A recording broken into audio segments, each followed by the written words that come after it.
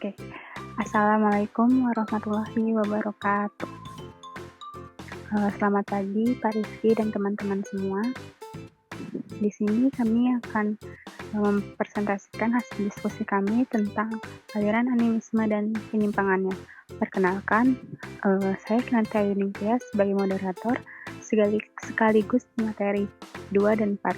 Dan ada Sinta Adi juga sebagai materi 1 dan 3. Baik, langsung saja kita masuk ke materi yang pertama, yaitu sejarah animisme yang akan dipaparkan oleh Sinta. Untuk Sinta, dipersilakan. Baik, terima kasih kepada Kinanti. Pertama-tama di sini saya akan menjelaskan tentang sejarah animisme. Teori animisme pertama kali dikemukakan oleh A.B. Taylor, sarjana aliran evolusionisme Inggris, yang mengatakan bahwa segala sesuatu yang ada di dunia ini semuanya bernyawa. Penganutnya percaya bahwa roh dapat memberikan manfaat kepada kehidupan manusia serta mampu memberi pertolongan. Menurut Taylor, manusia purba pada mulanya merasa dihadapkan pada dua persoalan, yaitu perbedaan antara orang hidup dan mati serta pengalaman dalam mimpi. Manusia purba kemudian berusaha memahami dan menjelaskan fenomena aneh tersebut melalui pemikirannya. Misalnya, ketika kedatangan kupu-kupu, mereka meyakini bahwa hal itu petanda akan kedatangannya tamu. Dan menurut Taylor pula, peradaban ini dimulai dengan adanya pemikiran animisme, kemudian berkembang menjadi agama. Dengan demikian, dapat dikatakan bahwa aliran animisme ini merupakan cikal bakal lahirnya agama. Terdapat dua keyakinan pokok yang mengandung teori animisme ini. Yang pertama, keyakinan adanya jiwa pada setiap makhluk hidup yang dapat terus berada, sekalipun makhluk tersebut sudah mati atau tubuhnya dibinasakan. Lalu yang kedua, keyakinan adanya banyak roh yang berpangkat-pangkat dengan para dewa sebagai puncaknya. Masyarakat yang menganut paham animisme ini meyakini bahwa orang yang telah meninggal dianggap sebagai maha tinggi yang menentukan nasib dan mengontrol perbuatan manusia. Mereka juga beranggapan bahwa roh tersebut dapat merasuk ke dalam benda yang membuat benda tersebut menjadi sakral atau sakti. Kepercayaan seperti ini kemudian berkembang menjadi penyembahan kepada roh-roh, dan untuk menghindari kemarahannya, biasanya mereka mengadakan ritual seperti ritual-ritual tertentu lainnya. Lalu keyakinan animisme ini menurut masyarakat prasejarah itu yang pertama, membawa pesan antara dunia manusia dan dunia roh. Yang kedua, obat penyakit atau penyakit dengan memperbaiki jiwa. Yang ketiga, mengurangi trauma yang mempengaruhi jiwa atau roh untuk mengembalikan tubuh fisik individu untuk seimbang dan keutuhan. Lalu yang terakhir, dimensi supranatural dapat memperoleh solusi bagi masalah yang menimpa komunitas. Animisme digunakan dalam sistem kepercayaan yang berbeda dan terorganisir. Meskipun masing-masing kebudayaan memiliki mitologi dan ritual yang berbeda-beda dengan mengaitkan segala bentuk kehidupan.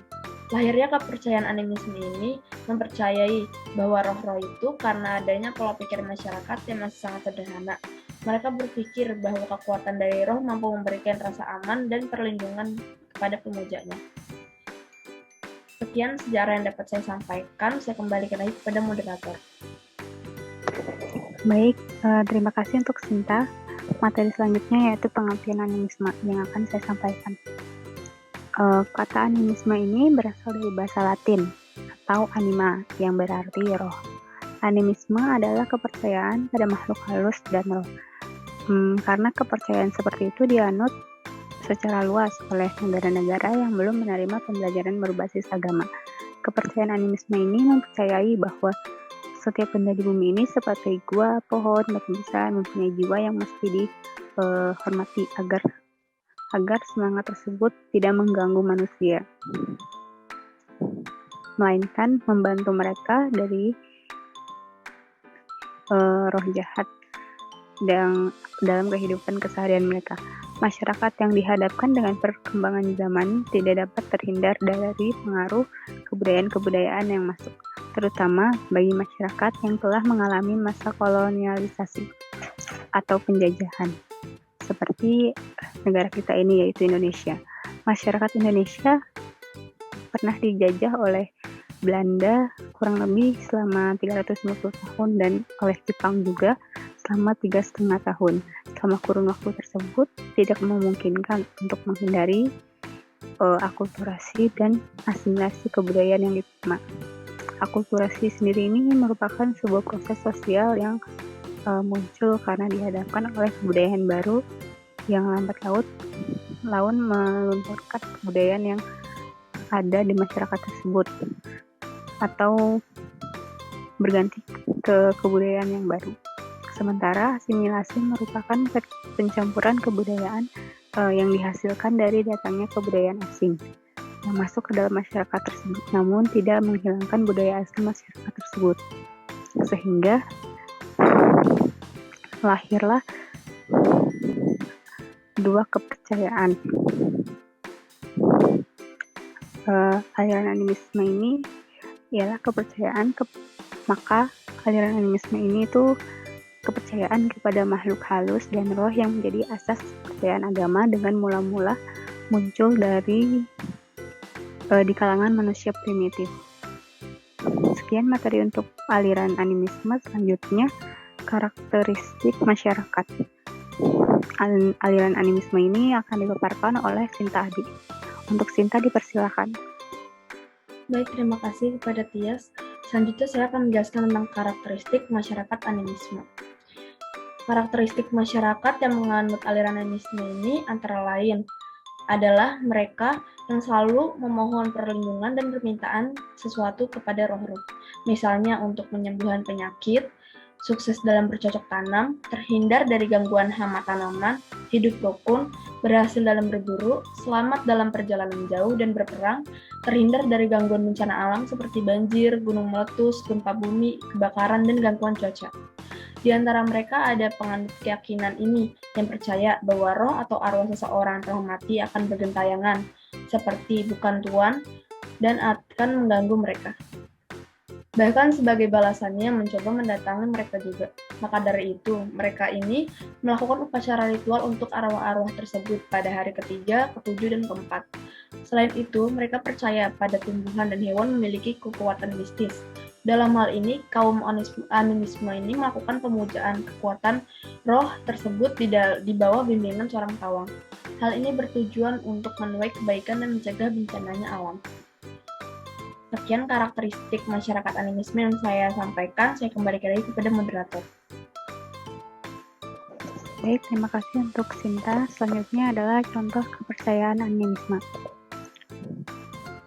Slide-nya.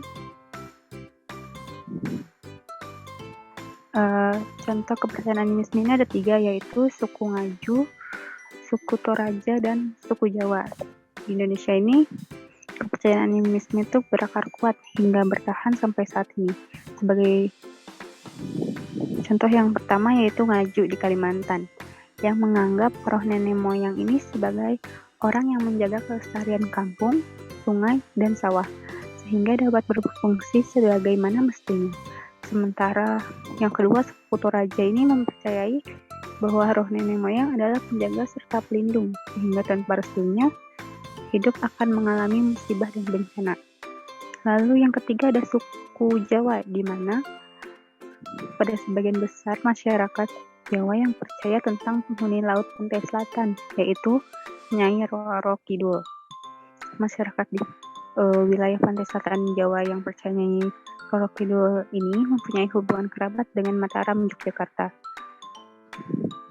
yang akan memberikan sedekah laut agar terhindar dari mara bahaya. Dari ketiga contoh itu, Islam tidak membenarkannya, sebab hal itu termasuk syirik atau menyekutukan Tuhan. Orang yang menjalankannya disebut musyrik. Islam mengajarkan bahwa orang tidak boleh menghormati dan menyembah selain Allah, sebagaimana ditegaskan dalam syahadat yang pertama yang artinya, saya bersaksi bahwa tidak ada Tuhan selain Allah. Hanya Allah sajalah yang maha menjadikan, maha kuasa, dan maha tinggi, serta maha bijaksana. Allah juga berfirman yang artinya, janganlah kamu sujud bersembah kepada matahari dan jangan pula kepada bulan, tetapi bersujudlah kepada Allah yang menciptakan matahari dan bulan, jika kamu benar-benar ingin menyembah kepadanya. Maka masalah kehidupan sehari-hari mempunyai arti serta nilai religius. Hidup adalah keutuhan. Karena itu, masalah kepercayaan dipandang tidak terlepas dari hidupnya, namun terlepas sama sekali dari kebenaran agama yang sebenarnya. Dikarenakan oleh tidak adanya pengertian bahwa Allah Subhanahu wa Ta'ala telah mengutus Rasul-Nya yang terpilih untuk menyampaikan petunjuk-petunjuknya kepada seluruh umat manusia di dunia ini. Demikian pemaparan materi presentasi dari kelompok 4. Kurang lebihnya mohon maaf. Wassalamualaikum warahmatullahi wabarakatuh.